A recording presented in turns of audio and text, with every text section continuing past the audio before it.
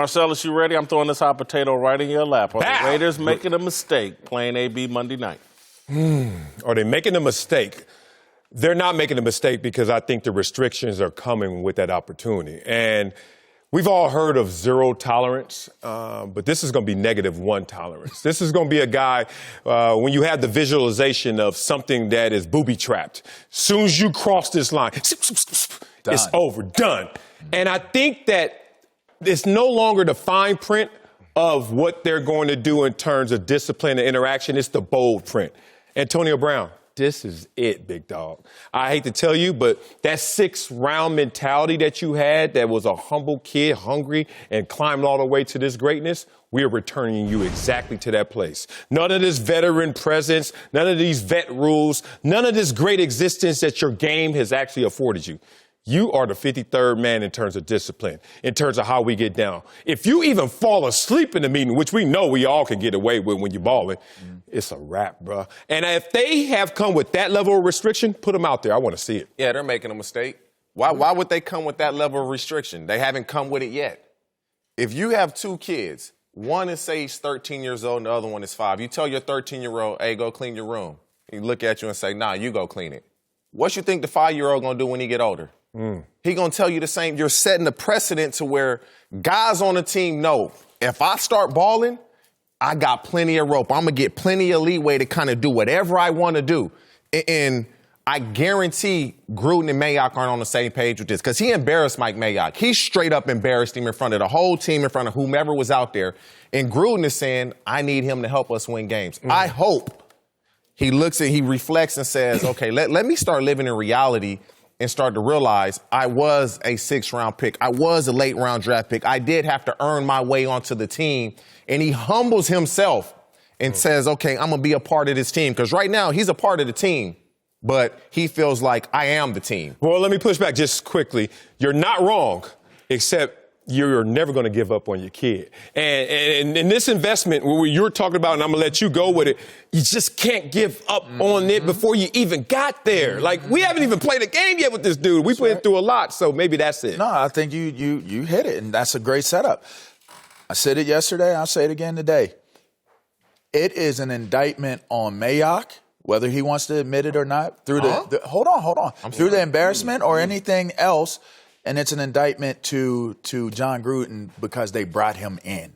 If he did not play, based upon any circumstances outside of breaking the law, if he did not play, they have to be on the hot seat for bringing him in. That's for one. For two, the only mistake here is what I also said was the young man has had the opportunity to skate by in situations where he's needed to get help. They're putting a Band-Aid over a wound that needs stitches because it's for the sake of trying to win. So now the winning aspect of it is worth more than actually trying to help correct why the behavior is what it is. That's what it is. It's about wins and losses. In the end, the whole point of all of this is, yes, it's the best decision because it's truly, in a way, your only decision.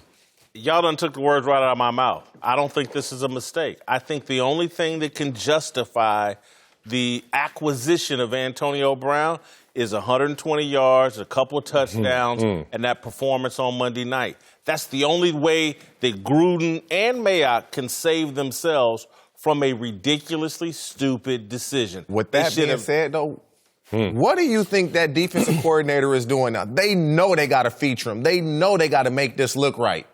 They can implode the game just by trying to force him the ball, or he can implode the game because if Derek Carr's not getting him that ball, it's going to be a problem. Well, TJ, just remember, the guy has led the league in targets throughout his career. Right. So that won't be anything new. That's normal. AB has been the squeaky wheel ever since he emerged as a star, and the Pittsburgh Steelers fed him the ball. The Oakland Raiders are going to feed him the ball. He's the squeaky wheel. He's manipulated their whole game plan because it will be the AB show Monday night to justify all this that they put up with. He's put Jon Gruden and Mike Mayock in the same foxhole with him. I really don't think Mayock and Gruden are on separate pages on this. Right. I don't think that Mayock is really all that concerned about AB and the name calling. Again, in private, they know exactly what AB is, and they're not fooling themselves. We need this dude on Sundays. The rest of the week, we just going to hold our nose and tolerate it. Yeah, but and also, just to add to that, when you're looking at the situation with AB, you're talking about Mayock and Gruden want to have that success. They want AB to have that success. They may come out on top because Mayock feels as though, you know what, I took a stand when I needed to take a stand. It was before the season got started. He came back. He had a repentful moment, and you know what, we're going. Okay, Hey, but it's a possibility to build from. Would you not have that repentful moment when you have $30 million on the line? Of course, So, I would. Regardless of what the all would. regardless of what the reasoning is, it could actually turn out to be a positive for this Let's group. just call it what it is. You are setting a bad precedent for everybody on the team. I played through stuff like this. You guys in the leaders on the team are going to. They want AB to play because they know he can help them. But as soon as something happens, it's, I told you. I told you. He's going to have to make amends with the team. It's a team.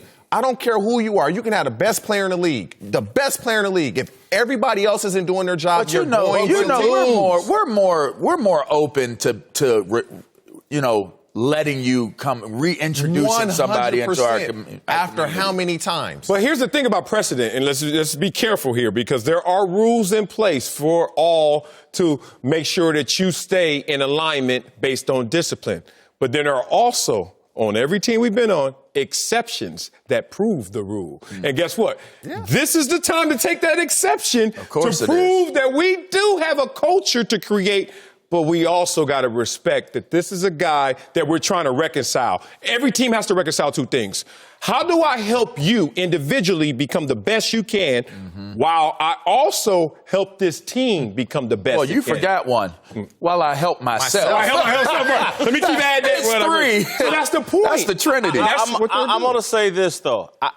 Marcellus, you think they have a zero tolerance. -1. -1.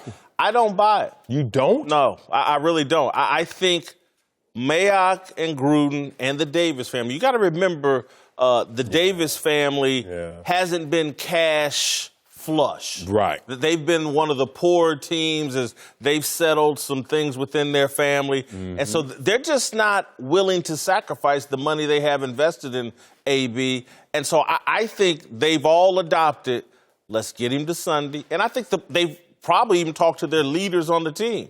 We're just going to get this dude to Sunday and try to see. If it only lasts 8 games, but we win 2 or 3 of them or 4 of them because of him, it's good enough. And I think they're ready when he does go way too far, which, again, I think it could actually happen on the field Monday night. AB is unhinged and is capable of doing something during the game Monday that embarrasses the Raiders. Thanks for watching. Subscribe here to get the latest from the show.